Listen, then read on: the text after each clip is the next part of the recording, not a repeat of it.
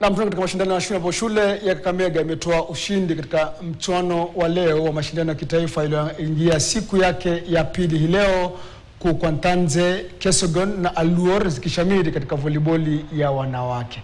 Mabingwa wa magharibi katika soka, shule ya upili ya Kakamega imetoa onyo kwa wapinzani wake kwa ushindi wa bao 4-0 dhidi ya wavulana wa Tumaini, huku shule ya Menengai ikishinda mabingwa watetezi wa kitaifa shule ya Highway bao 1-0 katika siku ya pili ya mashindano ya kitaifa yanayoandaliwa katika shule ya M-Pesa Foundation Academy.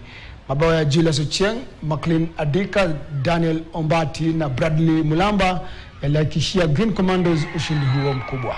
Na katika volleyball ya kinadada, mabingwa watetezi Kwantanze walijikwamua kutoka kushindwa mchuano ufunguzi kwa ushindi wa seti 3-0 za 25-13, 25-16 na 25-16 dhidi ya wasichana wa Kahuro.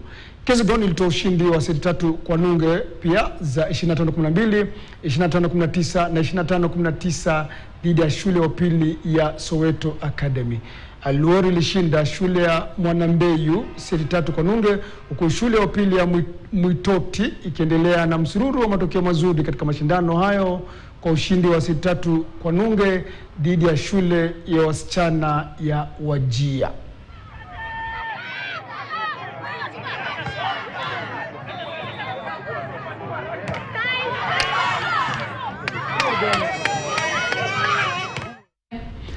Chako Queens wamefuzu finali za kanda ya magharibi